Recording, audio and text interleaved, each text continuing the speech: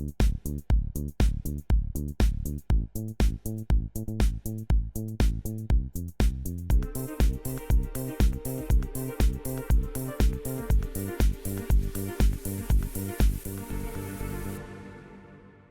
to the Record Collectors Club Conversations podcast.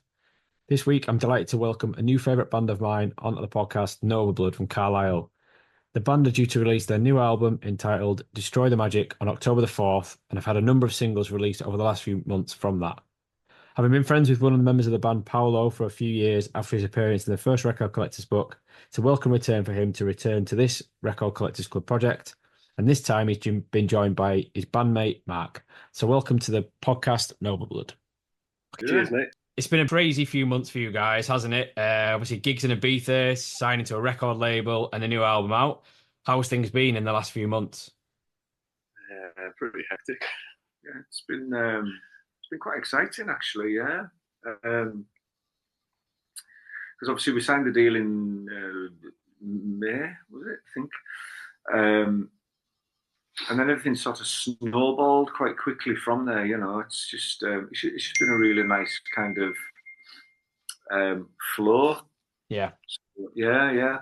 Well, when we got the opportunity to do things like pikes and things, you know, that was obviously a no-brainer for us, really. Yeah.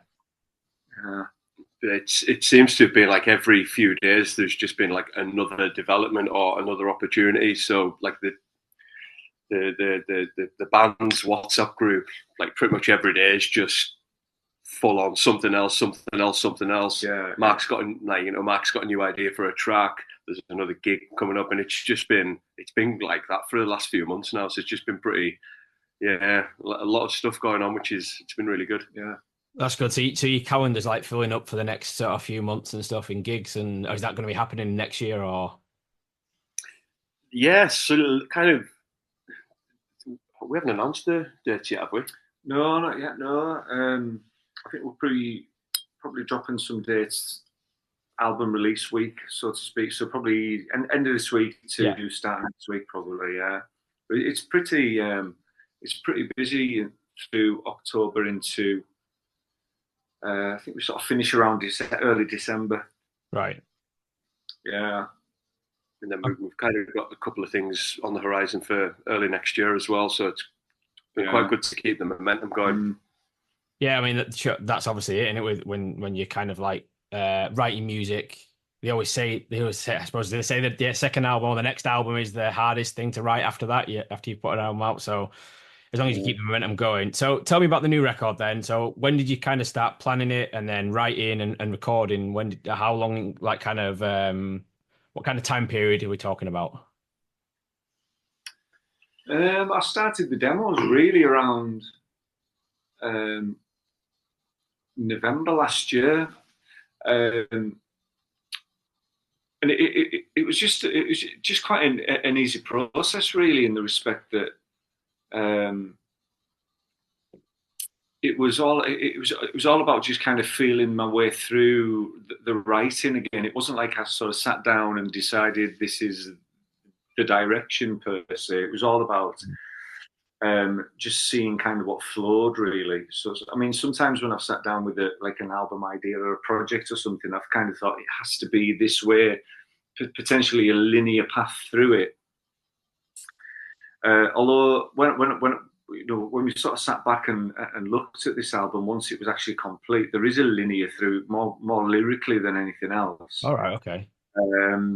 But it's a subconscious thing, really. But we sort of started.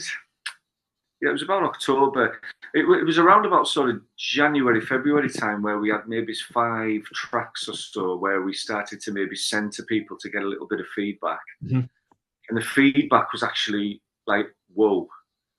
You know, we were a bit taken aback. There was a couple of labels instantly that kind of wanted to sign it, but obviously the album to me really wasn't finished. Paul was still working on some guitar lines. We were working on things lyrically. Yeah.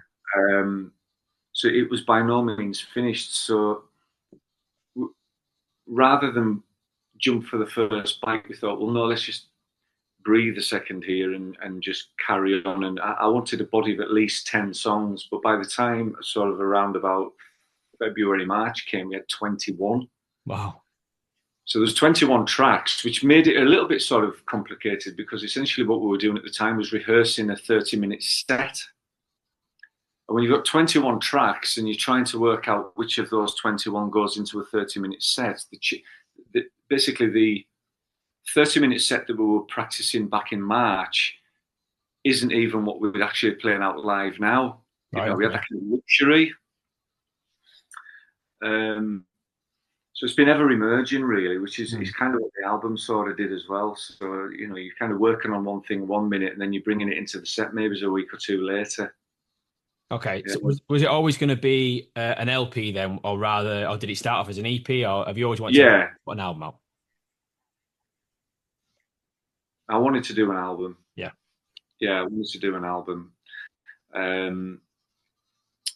Yeah, there was plenty of ideas going on, and there were, as I said, they were emerging pretty quickly this time. It was, you know, some tracks were sort of from conception to completion were in the regions of maybe 5 or 6 days. Oh, okay.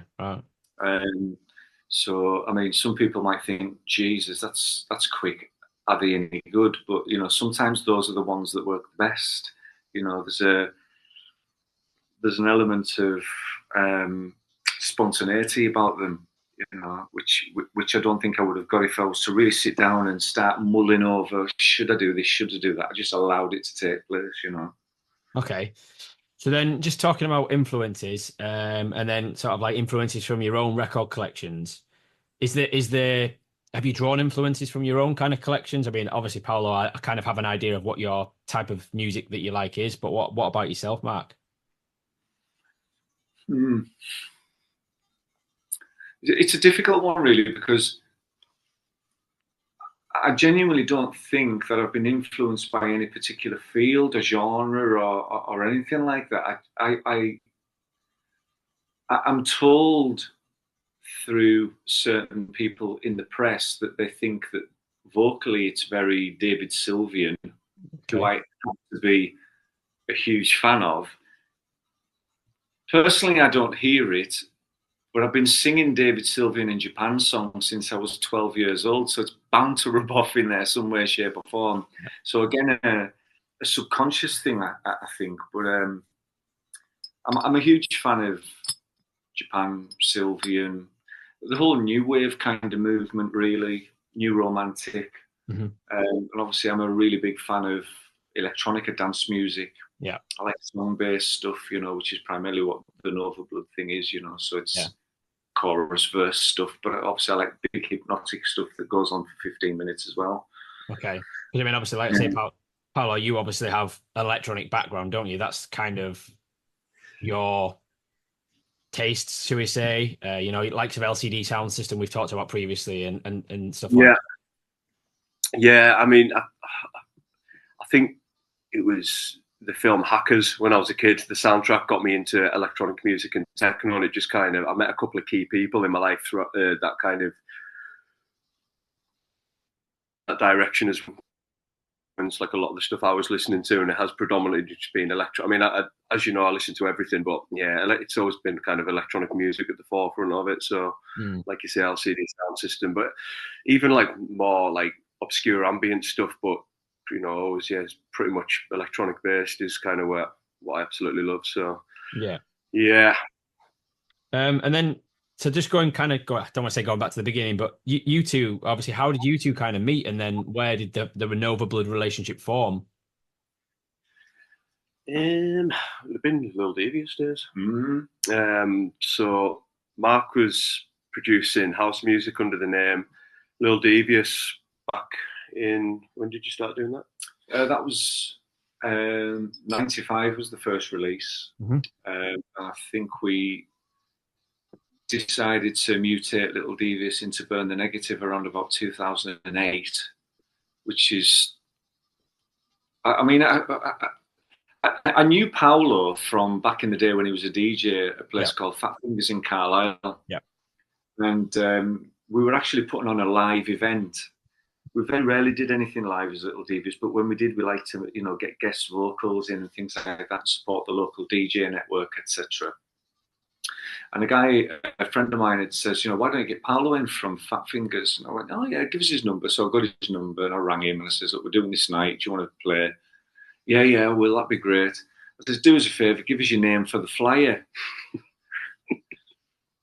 It's Paolo Di Liberto. And I went, oh man, that's a bit fancy. Where'd you get that from? We went, it's my name. Yeah, all right, okay. Where are you from? I think the text was, sounds like a pop star's name. Yeah. I think that was the message. Pop star's name for sure. Yeah, Paolo Di Liberto from Carlisle. Yeah, so that was. I think that was the. That'll have been around about 98. No, it wasn't. That was mid 2000s. That was it? Yeah. I thought we played the front page in 98. I'll have been 13. Certainly wasn't then. I think it was about 2014. I'll have the flyer somewhere still. It was about Actually, no, yeah, because we had Bounce out then, and that didn't come out till 98. So it was like, it'll have been 2000s, early 2000s, yeah. When he was old enough. When I was allowed out. Yeah.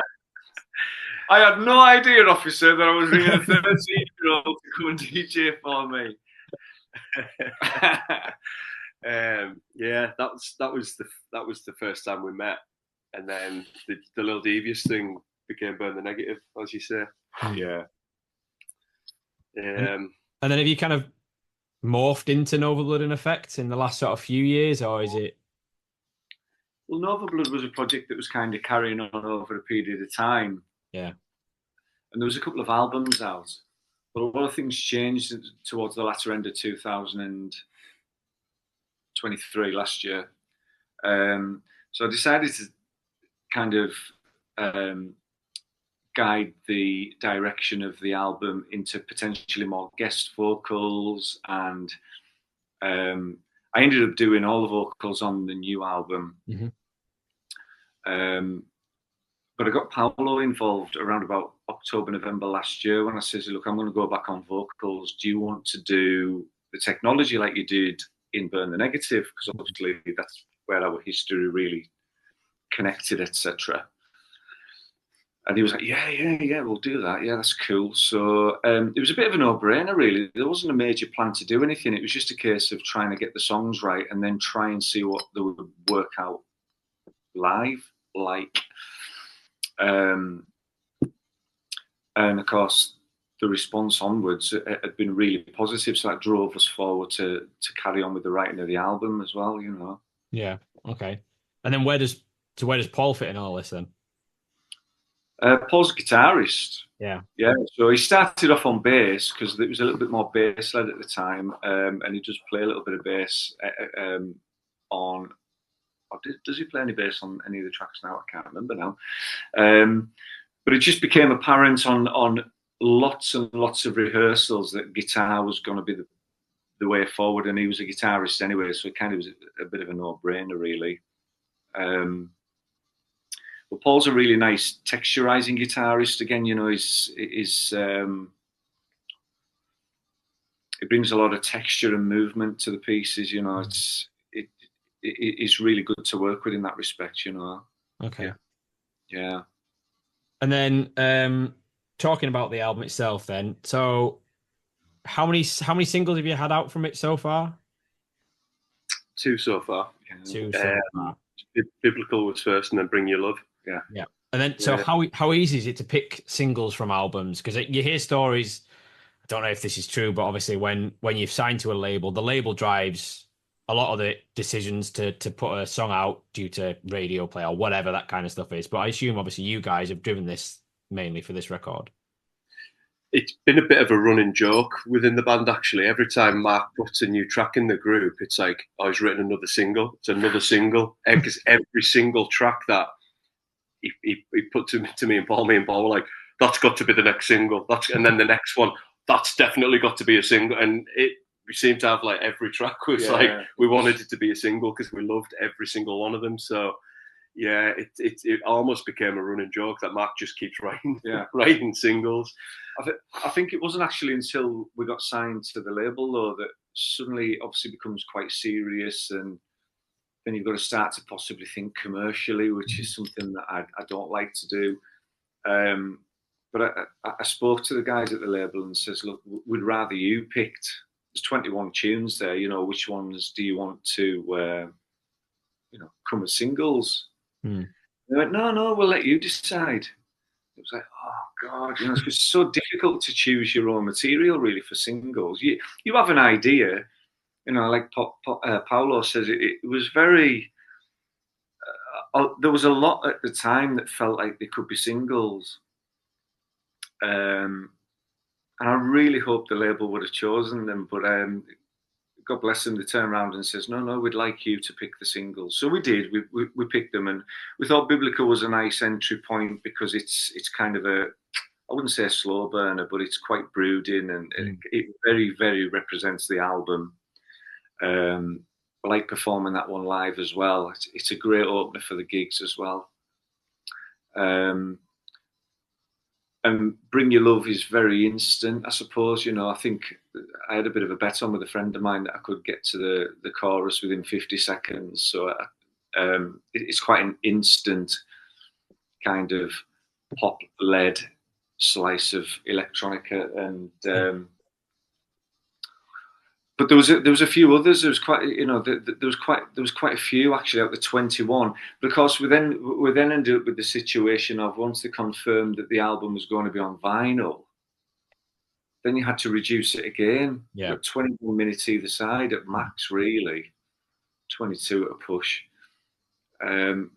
So then you've got to start thinking of the composition of the album in a slightly different manner, because you want it to breathe, you want it to peaks and trough, and be a little bit of a journey. So some of the tracks that we actually think should be singles haven't even made it onto the album, really, because we wanted the album to feel like an album. Yeah, I don't want the album to feel like bang after bang after bang after bang, So. But we're really pleased with the flow of Destroy the Magic in vinyl. I do believe that it's going to be coming out on a deluxe streaming. Okay. So that the vinyl will be represented on streaming, and then I think it's going to be doing the rounds with a bigger package in however many weeks, months, whatever their plan is, really. Excellent. Okay, so obviously this whole podcast and the books and all that stuff has obviously been vinyl led anyway, so that kind of segues nice into the next question. Talking about your own record collections, again, Paolo, we know each other, so I kind of have an idea about what's in your record collection, but what kind of music do you like, Mark, in terms of, do you have a vinyl collection yourself? I do. It's considerably reduced, right? Unfortunately, because a lot of my record collection got destroyed in the 2005 floods of Carlisle. Right. So I've kind of got, I would say, close on a quarter to half of what I did have left, really. The ones that survived. But it's a diary, really, of anything between the ages of 12-year-old up to current present times. I've got, as I mentioned earlier, I have quite a large collection of Sylvie in Japan and the solo projects that spawned from that, like Mick Kahn, Jansen Barbieri, etc. Right through sort of the 90s dance, techno, little entries into the drum and bass world of the early 90s, right through to, I think, probably the last album I bought would have been probably Gaz Coombs, actually. Gaz Coombs and Hayden Thorpe, So it's very varied. I'm not a fan of one specific genre, and I think that's maybe why the albums even sound the way they do. What we tried to recreate or tried to create with the albums is everything's on the periphery. Yeah. If if we're going to pick a particular style of tune, it can't be totally dominated by that particular genre. It has to express itself in a slightly different way. But yeah, I've got lots of stuff from The Damned right up to Hayden Thorpe and yeah. Cool. And then Paolo, obviously, like I say, we spoke before, and then so what? 4 years ago when we first had started conversations about records and things. What kind of, because you had a period of downsizing your collection, didn't you? I think I remember you telling us, and then you went back into buying. What kind of stuff have you been buying then recently? Last couple of years, I've bought a lot of Americana. Sort of like a lot of Americana, like folksy kind of stuff, I guess. A lot of War on Drugs, Kurt Vile, Courtney Barnett, Bill Callahan, stuff like Farmer Dave Sher, stuff like that. And a couple of bands, I think the Carousels and Admiral Fallow, I believe, are both Scottish bands. Yeah. Really similar vein. I've just been really, really enjoying. And this again comes from like what I said before. Met a couple of people in my life that have really kind of influenced and introduced us to a lot of new music. And there's a pal of mine who DJs in town. He's been one of them, and that's just kind of a lot of the stuff that I've been buying. But then I'll have little. I'll have weeks where I'll just have an obsession with sort of like early 90s techno albums, and I'll go on Discogs and rinse a load of money on getting some key albums there. And then I end up doing that with drum and bass. I bought a couple of Fortec albums and some Goldie and just some bits that I thought I should have. And I'm trying to think, Hayden Thorpe's album's just landed. I've got another few bits, some pre-orders on the way, but that's public service broadcasting. But then Josh Rouse just reissued the Nashville album, so I've got that coming. So yeah, I'm still buying everything I possibly can.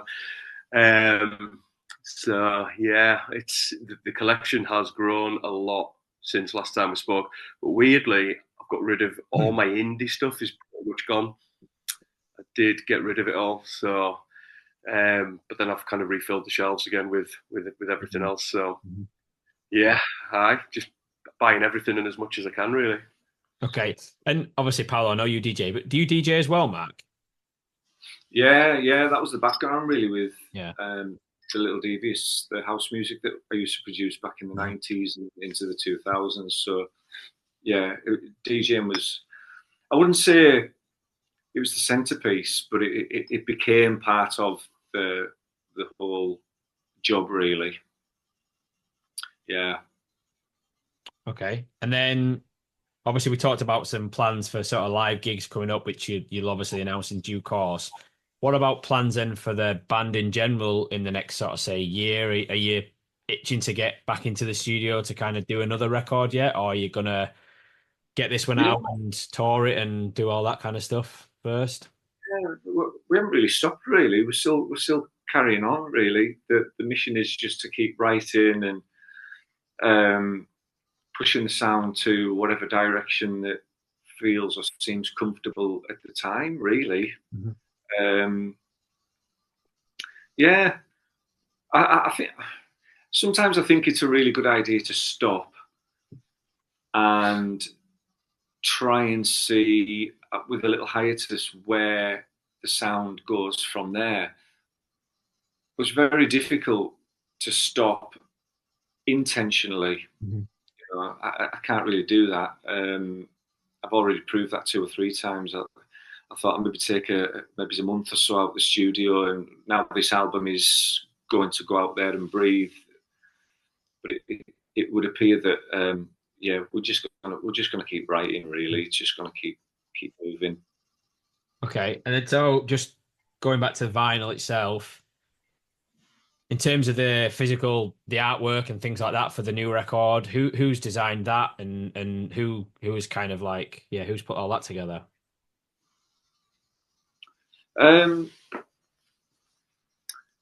It's a guy called Vincent Muller. Okay. Who he actually worked on a previous album for the Novablood project, Pretty Disco Lights. And I reached out to him and I says, look, obviously that album was just streaming only. I'm hearing through the grapevine that this is going to see a physical release, and I would love you to get involved. And he was like, yes, that would be great. And I think pretty much what you see for the cover was his first approach for it, and it just kind of really captured. He was really flummoxed by the title "Destroy the Magic." You know, why would you destroy something magical? Then he started to see it in different lights, and he came up with the dandelion, which I thought was really beautiful. You know, it's and if you look at it in high res, it's so insanely detailed. Okay. The work he does is great. I mean, he's a very valid artist in his own right, and he's very busy, and we were just very lucky that he wanted to get involved. But yeah, he did the dandelion theme for the singles and the album. But the Destroy the Magic, I suppose, will probably benefit if you saw it on Gatefold, but it's a large piece with the dandelions set to the right, and it's just such a beautiful. It's just lovely, you know, really nice with the dandelion seeds drifting, and yeah, he did a great job. Excellent. Vincent Muller. Okay, yeah, I have seen an image of the sleeve. I think I must have seen it on either your website or maybe you sent it to us, Paolo. I can't remember, but so the record is out on Friday. That's correct, isn't it? Friday the 4th. That's this Friday, isn't it? Is that right? Friday, Available to pre-order now on vinyl, and obviously it'll be out on the old streaming services and all that kind of stuff. We're just waiting for the link, aren't we? Yeah. I think there is going to be a pre-order link, hopefully, but I mean, it's towards the latter end of this week, so it'll be sort of almost imminent. Perfect. Yeah. Good stuff. Well, I'll certainly be pre-ordering it and getting a copy to add to the collection. So thank you very much both for coming on. It's been great to chat. Like I say, Destroy the Magic is out on the 4th of October. And yeah, thanks to Mark and Paolo for coming on the podcast, talking about the project. Looking out for those live dates as well, hopefully dropping soon. And looking forward to catching you live as well.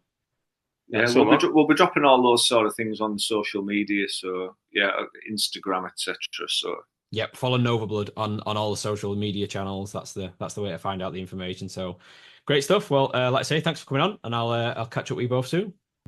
Nice one. Cheers, mate.